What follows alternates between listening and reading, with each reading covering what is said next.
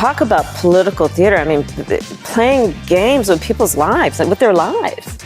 The current project, as planned, would cost too much and respectfully take too long. This is scandalous. Millions of people worldwide felt forced to get vaccinated. Whoa! European Parliament had a hearing with Pfizer, and what came out of that was pretty dang fascinating. Kamala Harris went on the Seth Meyers show, did some late night TV, and did what Kamala does, so we'll bring that to you. Also, the bullet train in California got scorched by the New York Times, of all people, and Gavin Newsom apparently didn't disagree entirely, which is interesting to say nonetheless. All that more coming up on this episode of Daily Caller Live. Thanks so much for tuning in. My name is Jobob. Daily Caller Live starts right now. 3, 2, 1. Here we go! That might be the only brown guy on earth named Jobob. That is actually her name, Jobob. Live from the dingy bunker, completely cut off from the outside world, except for you fine folks. My name is Jobob. This is Daily Caller Live. Thanks so much for tuning in. On today, it is October 11th, the year of our Lord 2022. A lot is happening around the world yet again. Really interesting committee hearing from a European Parliament meeting with Pfizer, nonetheless. You guys have heard of Pfizer? It's a drug company. They manufacture different pharmaceuticals. And I don't know if you've heard recently, there was this big global pandemic that was caused by China being rude to the rest of the world. And Pfizer was at the forefront of it. But again, in case you haven't heard, I don't know if you guys all know who Pfizer is. But that'll be the first thing we want to get into, because I feel like this is pretty dang fascinating. Now, just to kind of set this up, give it some context here. At the beginning of the COVID-19 pandemic, everyone was looking for a vaccine. Everyone also said there's never been a coronavirus vaccine before. Remember, coronaviruses are normal things that have been around since the dawn of time, and nobody's ever been able to figure out a vaccine for them. So that's what it is. Finally, a year into it, 9 months into it, these companies, these pharmaceutical companies, actually, 3 days after the election in 2020, we're like, we got a vaccine. And then immediately the president of the United States, I also think I think Trump thought this too, by the way. And I don't know that he's at fault. I think he was just lied to by everybody else who was also lying. But I'm pretty sure Trump also said, Joe Biden said, Dr. Fauci said, Dr. Birx, the entire mainstream media all said, hey, get this shot and you'll be protecting others. You won't be able to get the shot so you can protect grandma. Okay, fine. At the time, supposedly, and that's what I'm getting at here. This is what's, I think, groundbreaking about this. This is not stuff we didn't know already, quote unquote, medically, but it is stuff we didn't know in terms of what went on in the internal workings of Pfizer. The entire media, the entire administration, all that sort of people, everybody was saying, get the vaccine so you can protect other people. It's about protecting other people as well as yourselves, because there's no reason for, I don't know, people, let's just say, who are around 30, healthy, active males, me, to get the shot. There's no real reason, except if you were going to protect other people. That was the common thread being pulled by everybody. Now, obviously, we've later found out that you still can, one, contract the virus, but also spread it. Now, we found that out as a society as a whole after a ton of studies were done. But what went on inside of Pfizer apparently is fascinating, and also is just now coming to the surface. A European parliamentary member by the name of Robert Roos, I believe is his name, posted a video that's gotten a ton of attention. Rob Roos, MEP, member of European Parliament, JA21 Vice Chair ECR. I don't know what that is.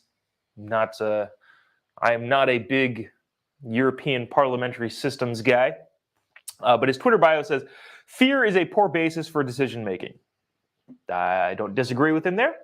Anyways, he put out this video that's been getting some major traction the last couple days, regarding a question that he asked a Pfizer exec. Now, I'm going to let him ask the question, and just watch the response. This is fascinating. And also, Scott Adams of Dilbert fame tweeted this out and said, "Why are we just now hearing about this?" And which is, I was like, yeah, why are we just now hearing about this? Anyways, I feel like that's enough context for you to know going into this. He asked he asks Pfizer, "Hey, did you guys do any testing in your testing phases to show that you're not going to spread this, or was this just kind of made up?"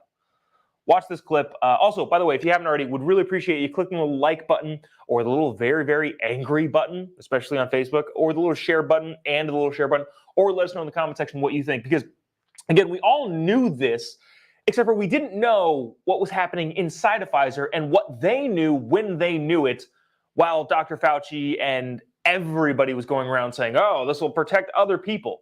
What was going on in the Pfizer offices? Anyways, watch this clip. This is fascinating. Check it out. Was the Pfizer COVID vaccine tested on stopping the transmission of the virus before it entered the market? If not, please say it clearly. If yes, are you willing to share the data with this committee?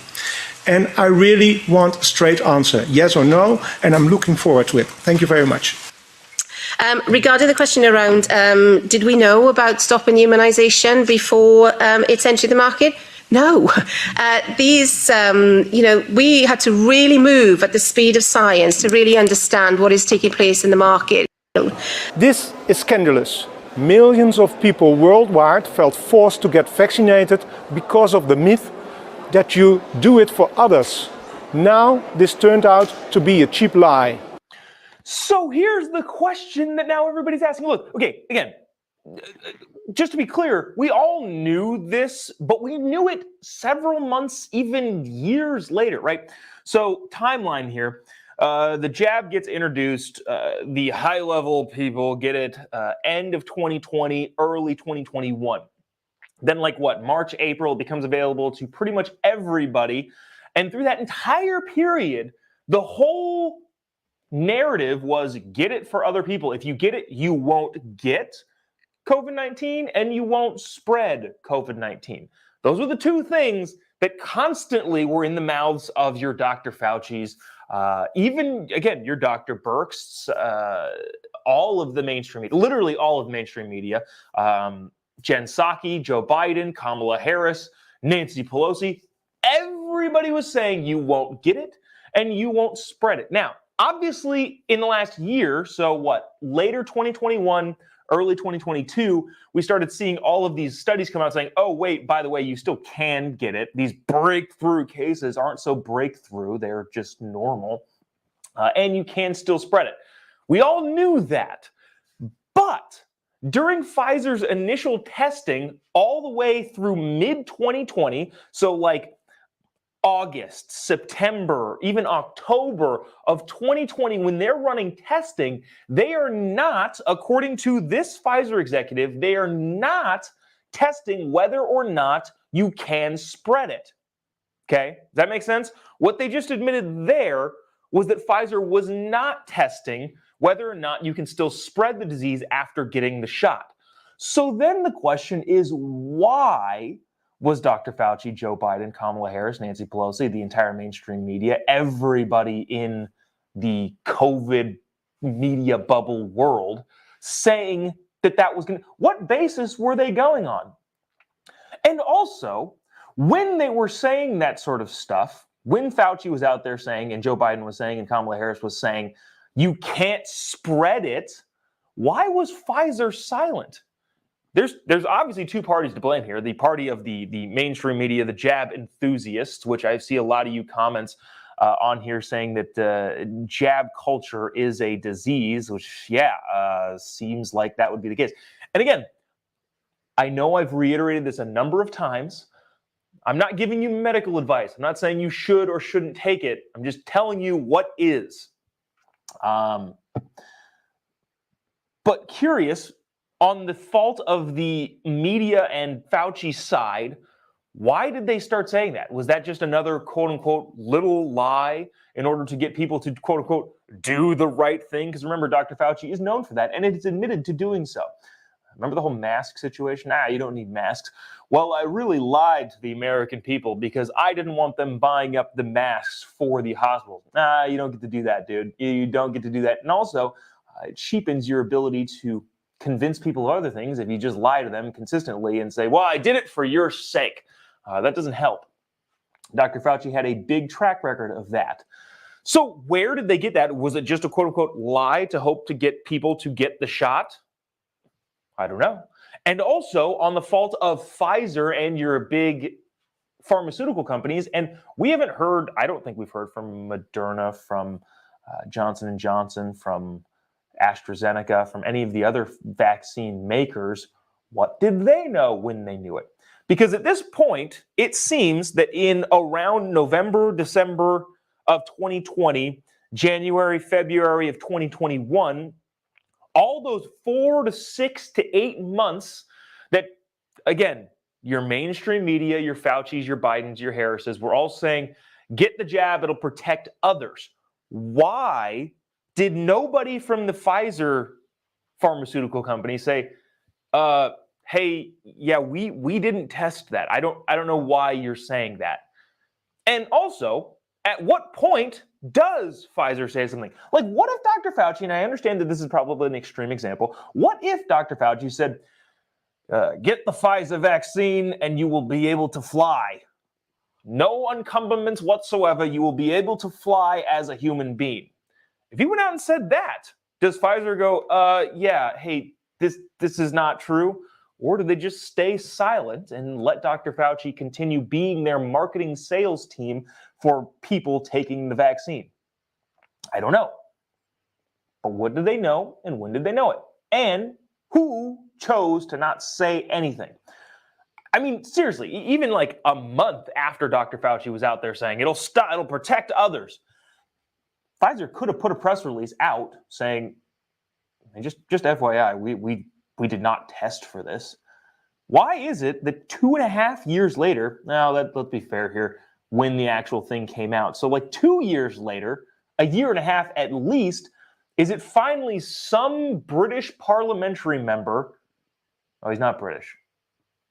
I don't know what country he is from, actually. He's a European parliamentary member, but a member of the European Parliament. Why is it that a year and a half later that it was up to that guy to ask, hey, did you guys study this at all? And I go, no, we didn't at all. Oh, okay. Even though we all knew retroactively what Dr. Fauci was saying was a lie, it seems now pretty clear that he kind of just made it up. He wasn't basing it on, well, we thought this, and, turns out we were wrong. No, that would be one thing entirely. But what it would seem like is that he didn't have any research to back it up, and Pfizer didn't provide that research, and nobody did that research. Fauci just decided to make something up, coming as a shock to no one. Wow, I feel like I rambled on about that a little bit. So that's that. You guys want to hear that clip one more time? So there's a lot more people on right now than were on at the beginning. Just for them, and we don't usually do this, I'm going to play that clip one more time. There are literally several hundreds of people more. I'm going to play this clip from the European Parliament hearing of this guy asking the Pfizer executive, hey, did you guys test this at all? Let's play this one more time. Watch this. Was the Pfizer COVID vaccine tested on stopping the transmission of the virus before it entered the market? If not, please say it clearly. If yes, are you willing to share the data with this committee? And I really want a straight answer, yes or no, and I'm looking forward to it. Thank you very much. Regarding the question around, did we know about stopping immunisation before it's entered the market? No. We had to really move at the speed of science to really understand what is taking place in the market. This is scandalous. Millions of people worldwide felt forced to get vaccinated because of the myth that you do it for others. Now this turned out to be a cheap lie. Yeah, so that turned out to be the case. I want to get to some comments here. Peter says it's all lies, Biden, and this is the problem. Look, right, and we try to be fair on this show about things. When Joe Biden does something that I think is good for America, personally, my opinion, try to say it. But at the same time, when he does something very, very bad and lies about something, and again, at this point, now, I'll give Joe Biden some grace because I would imagine that he was just listening to the doctors in his circle, including Dr. Fauci. Dr. Fauci doesn't get any grace here because he clearly knows better and is probably just making things up because he likes to make things up at the cost of, well, a lot. But the problem is when you have an institution that lies to people constantly about what they think in order to push a specific agenda or goal, you tend to not trust them in the future. And you can't blame anybody for not trusting the CDC, the FDA, the NIH, Joe Biden, Dr. Fauci, Kamala Harris, any of them, because of this sort of stuff. I don't know. Lots of people very upset. Lies and corruption. Fauci is a fake. Yep. Peter again says it's all about the money. Kimberly says money, dollar bill. Yep. What song is that? Can you let me know in the comment section? That is a song I think you're quoting. So Dottie says follow the money. Correct. And lots of people saying the puke face. Yeah. Well, so that's the case. That's it. If you missed that whole screen, you can watch this back wherever you're watching this. I'm not going to play it a third time. Bottom line here is Pfizer, turns out that nobody asked them, hey, did you guys check and see if Pfizer themselves said that this vaccine would stop the spread of COVID, or they just stayed silent when everybody else was saying it? Anyways, all right. I want to move on to this. Kamala Harris on late night. She went on Seth Meyers' show, and okay. So look, I used being new at this as not an excuse, but kind of like a, hey, I'm not entirely sure what we should bring on, but I'm coming to realize that the longer I do this sort of show / commentary, I probably will never know what the appropriate amount of stuff is. I get kind of a feeling of how much we should play Kamala Harris bumbling through TV interviews, but I don't actually know what the correct amount is. So here's again, Kamala Harris. It would be better for me. Well, and it would be better for me if Joe Biden and Kamala Harris didn't do any media appearances, or at least did substantially less, because then we wouldn't be forced to play the dumb things that they say on this show. But at the same time, if they did less, I would be at the forefront complaining about them never being available to the media. So there's that. Kamala Harris went on Seth Meyers' show last night and started complaining about using migrants to push a political agenda. Interesting, and also somewhat ironic, Ms. Kamala Harris. So watch this clip. This is from the late night show with Seth Meyers, and see what you think. Let me know in the comment section what you think about Kamala Harris's response to Governor Abbott, Governor Ducey, Ron DeSantis, Governor Ron DeSantis, sending migrants all over the country to make it known in the elitist blue enclaves that this is a problem at the border. Check it out. Oh, also, by the way, if you haven't already, click the little like button that should be right down here. Maybe right down, hold on, right here. And the little share button that is over here, especially if you're watching on Facebook. We really appreciate you doing that. We are streaming live on Facebook, Twitter, Getter, YouTube. Hi, Getter. So, yeah, wouldn't mind doing that, sharing it. Really, really helpful, especially with the whole COVID thing. People need to know about the COVID thing. That's going to be huge. I think we're going to do a couple reels on that, so share. Anyways, watch this. We're talking about people who have fled great harm. They've fled great harm. And they are coming here seeking refuge. And talk about political theater. I mean, playing games with people's lives, with their lives. You know, there were mothers with sleeping babies getting off those buses. And I just think it's an absolute dereliction of duty. If you see a problem, and if we agree that we need to address it, then if you're a leader, participate in a solution, right? When we first came in office, the first bill that we proposed was for a pathway for citizenship, was to fix a broken immigration system, which was broken under the previous administration. Participate in the solution, because we are offering solutions. But instead, this gamesmanship with real human beings who trust us. I love that line. Now, again, I'm not feeling so much of an exasperated mood today of just, I think we just handle this calmly like adults, Kamala Harris saying. Well, participate in the solution. Governors of states, please solve the problems that I created. Why can't you just solve the problems that the administration has created? Oh, we're trying to fix a broken immigration system.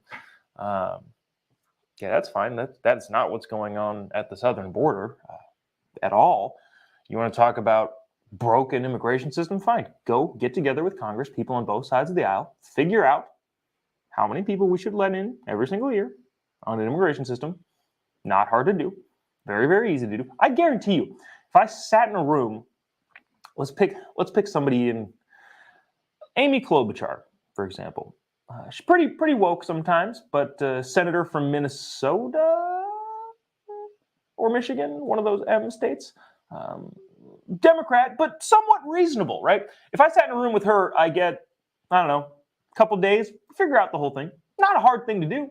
Very, very easy to do, actually. You just figure out how many people you let in, and then figure out how to stop everybody else. Quite simple. But I just love the idea of Kamala Harris saying, governors, be a part of the solution that I caused, the problem that I caused. I need you to be a part of the solution. What else did she say in there? Oh, they're playing games with human lives. Yeah, ditto. Same thing. Doing the same thing. Wow, a lot of comments in there that I thought were, is she for real? Yeah. Also, I tweeted the other day that I thought it's fascinating too, also for me to see what gets traction on Twitter /Getter / any of the social media things that I post. It's fascinating to see what gets traction, and some of the things that get traction are hilarious. I very, very sarcastically, but it's difficult to be sarcastic in text, said, I wonder if stopping people at the border would help the fentanyl crisis. And that went wild. And there's also that. You want to talk about playing games with people's lives? Hey, the Chinese-made fentanyl drug that's coming over from the Mexican drug cartels is killing 100,000 Americans a year. I would rather, quote unquote, if we're talking about playing games with people's lives, and I understand that this is not a direct correlation or direct fair argument, probably, but it serves its purpose. I would rather talk about people being bused to different cities and flown to different towns than playing games with people's lives in terms of fentanyl overdoses. So there's that. And of course, after this, Kamala Harris gave one of her trademark Kamala-isms when talking about children. Watch this. I can't bring myself to get super excited about this. Check it out. But I mean, truly, when when you see our kids, and I truly believe that they are our children, they are the children of our country, of our communities. I mean, our future is really bright if we prioritize them, and therefore prioritize the climate crisis and the need to address. The children are the future, and they're our children, and we need to focus on the children, and therefore. Climate change, I guess, I don't know, education. Remember how kids were locked out of school for a year and a half, and that learning loss will probably never be made up, according to a lot of people. But we know what we need to do for the children? Fix climate change. All right. I watched a really interesting Rush Limbaugh clip last night. And this is like Rush from like the late 80s, early 90s, I think, on TV. Saying he was responding to Al Gore. Remember Al Gore? He was responding to Al Gore when Al Gore, I believe, was a senator, saying, hey, we only have 10 years to fix this problem. Al Gore was saying that, and that was the argument on the left like the early 90s. I don't know if you've known this, but it's been more than 10 years since the early 90s. Things are still chugging along just fine. So every time there seems to be a fever pitch of, we only have a limited amount of time to change course, that timeline seems to keep moving. And also, Rush made a good point saying, well, if that's the case and we only have this limited amount of time, it's not like we're going to be able to do anything anyway. So, okay. I want to get to some of these comments. I think they're kind of funny. This is how I feel, Terry. She's in way over her head. Jeez. Yeah, that's kind of, I kind of feel when I look at Kamala Harris, I roll my eyes and go, geez, man, I feel bad, honestly. Because this woman is in way over her head. And I thought this was funny too. Linda said, it would be better for America if they step down. Now, here's a question. I heard this on a radio show and it was an idea proposed, but I'm curious to see what you think in the comment section. And also, we're not going to get to the bullet train thing today because I feel like we spent way too much time talking about, and by we, I mean me, we spent way too much time talking about the Pfizer craziness. And I really want to be able to give the bullet train thing full shrift. But here, let me pose this question to people on the comment section, and let me think of, well, let me ask you if this would be a good use of taxpayer dollars. If, hypothetically, Congress got together and said, we are going to give both Joe Biden and Kamala Harris $1 billion in order to resign, would that be a good use of taxpayer dollars? Let me know in the comments section. Is that a yay or a nay? What would you vote? If your senator or representative, senator or representative, voted to give Kamala Harris and Joe Biden each $1 billion to resign their office, would that be a good use of taxpayer money? I'm inclined to say yes. Retroactively, it would have been great. If we could have, day one, given them $1 billion each to resign, we would have saved $3 trillion in spending. So I'm curious. Sheila says nay. That's fine. Cool. We can disagree on that. Robin says yes. That would be a good use of taxpayer money. Barbara also says yes. Karen says yep. Pay him to leave. Pam also says yes. Frank says give it to him today. Phil says yeah, that's a bargain. That's my thought. My thought is yeah, this seems like a bargain, right? If you're just tuning in right now and I see the thing like click up sometimes, we're asking the question, is it a good use of taxpayer money if Congress were to get together and pass a law that said we're going to give Joe Biden and Kamala Harris each $1 billion to resign? Honestly, I think we would save money, especially with all the stuff that's getting passed through. Look, just play with this with me. The president's student loan thing, the executive order, which, by the way, is not going to come true, just so you know, a bunch of the states are suing the federal government because they should, because it's extraordinarily unfair. It's unconstitutional. It's probably, we won't go there. Joe Biden, with a single stroke of a pen, I think the Congressional Budget Office, the CBO, the nonpartisan people in Congress that are like, yeah, this is what it's going to cost, said it's like $300 billion.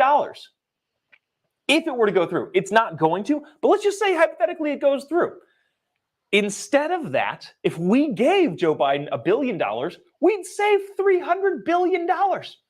And we wouldn't be so unfair to people who had paid their college debts. Let me see. Terry says, yeah, we're throwing away trillions. Judy says, yes. Danny says, pretty much everybody's like, yeah, that would be a good use of taxpayer dollar. Another Terry says, absolutely today. Rhonda says, yes, yes, yes. Oh, Jimmy. Oh, Jimmy. Good point, dude. This is a very, very good point. We'll ask the question. Julius says, depending on who's replacing them. Jimmy says, and this is correct, but then we're going to have to deal with President Pelosi. Oh, no, I think I might have changed my mind here. Let's just say after the midterms, that would be a good idea because then, I don't know, it's a Republican probably in charge of the House, probably Kevin McCarthy. Definitely better. I'm not sure by how much. Wow, a lot of people in the comments section saying that yes, they would agree. Stacey says 1 billion times to yes. Yep. Anyways. Some of you guys in the comment section crack me up. I really appreciate it. Anyways, let's see. That's probably all. So just things to catch up on. Tomorrow, Joe Biden is giving a sit-down interview, I believe, today to Jake Tapper, which is really interesting because Jake Tapper, like him or not, he's with CNN, but also he seems more of like a center lefty, but he's a good journalist. Regardless of whether or not you agree with him, Jake Tapper is a good journalist. I'm hopeful that he's going to hit Biden hard on some stuff. With the midterm elections only 4 weeks away, President Biden will seek to make his party at ease with a sit-down interview airing in primetime on CNN tonight, I believe. So be careful to watch out. Not be careful, but be aware. Watch out for that. Also, the G7 met. And we'll discuss a little bit that maybe tomorrow about Russia, Ukraine. We'll also hopefully get to the bullet train thing. But again, we spent a lot of time on Pfizer, and from the comments section, it would seem that that was a good idea because a lot of people were fired up about that. Anyways, that's going to do it for us today. I appreciate you sticking around for the 2 groundbreaking stories that we did get to this morning. Really appreciate you doing so. If you haven't already, give me a follow on any of your social media platforms. Just type in JOBOB pretty much anywhere. You'll be able to find me. Twitter, YouTube, Instagram, also Gitter. We're streaming on Gitter now. This is going on week 3, I think, on Gitter. So hello, Gitter. Great to see you. Happy to have you here. Appreciate you tuning in today. And let's see, tomorrow, what's today? Tuesday. Tomorrow, if you are in Austin, Texas, I believe I'm at the University of Texas tomorrow. Come say hi. I would love to see you. I don't know specifically I'm allowed what to say, what we're doing. The Charlie Kirk is on a Live Free tour, and I'll be at that event. So you can get tickets to go see Charlie speak tomorrow. And then also, if you see me walking around the campus, don't be afraid to say hello. Would love to say hi to you. And then also on Friday, I'm in Newport Beach at another Turning Point event, the West Coast Regional Conference. Should be a great time. Again, if you're either in those areas, Austin, Texas, or Newport Beach, California, would love to see you. We'll see you at the same time tomorrow. Actually, you know what?